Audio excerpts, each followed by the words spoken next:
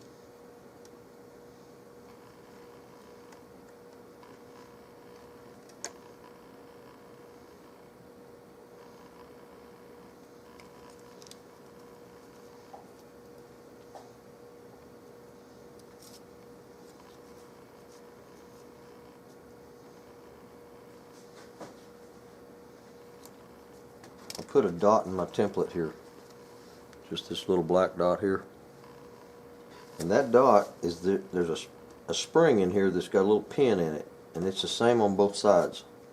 So that's a reference point, and I've got a corner that back here where the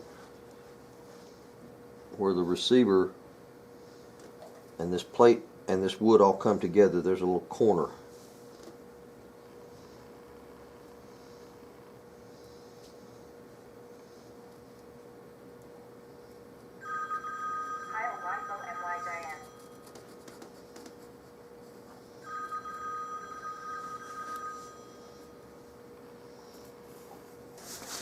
You take a really small flat-ended punch like that, and you put pressure on that plate from this side. You don't want to mess up your threads, but you can push and put pressure on that plate. Kind of wiggle it with the hammer and push that plate out of there. If they are put in there well, it'll pretty much take some pressure to get it out. It really needs to be sealed in there pretty nicely. So I've chiseled this down to where it really touches that nicely.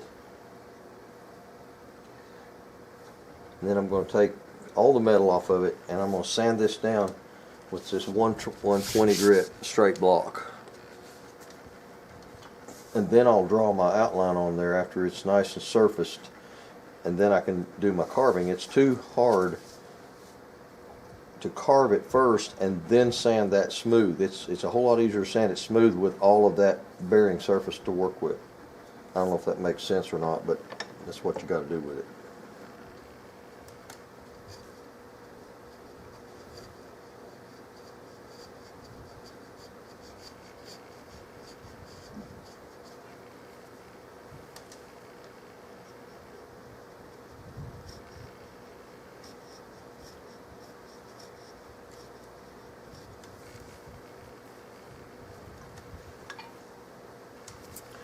Alright, I got all my carving, my hand fitting with the chisel done that I can do on both sides, top and bottom. It's functional, it cocks, it fires.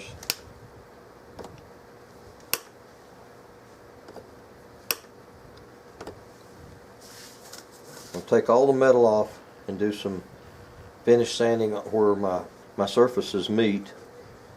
Metal meets wood, and then I'll start shaping the rest of it. Once this is done, I can hold on to this with a vise and start shaping the rest of it from there back.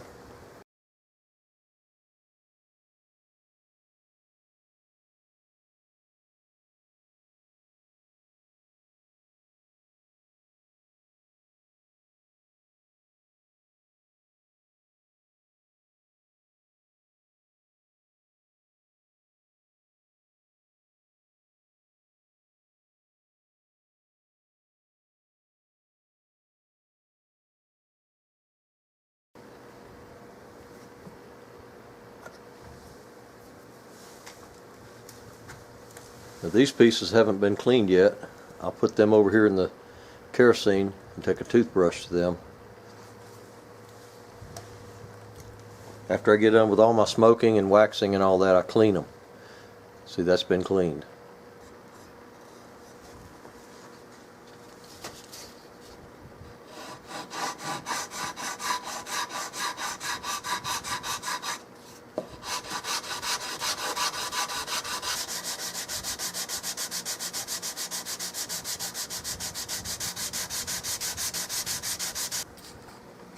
Now's where I'm going to start referring to this pattern stock as far as the shape, the top of this wrist, and the thickness of it in here, and on and on.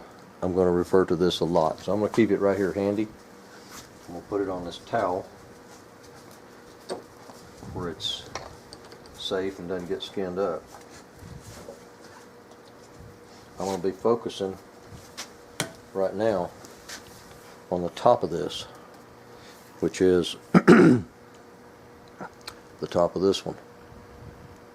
And as far as the shape of this, where the comb comes down to a point, and all of these, all the nuances of this stock.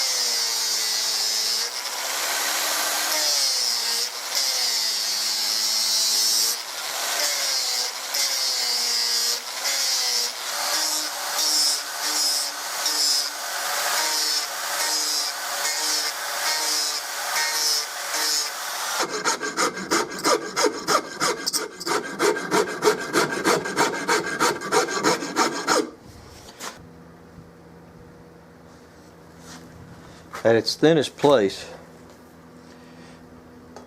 my pattern stock here is that thick. I've got, my goodness, nearly a 1/4 inch on both sides to go thinner than that.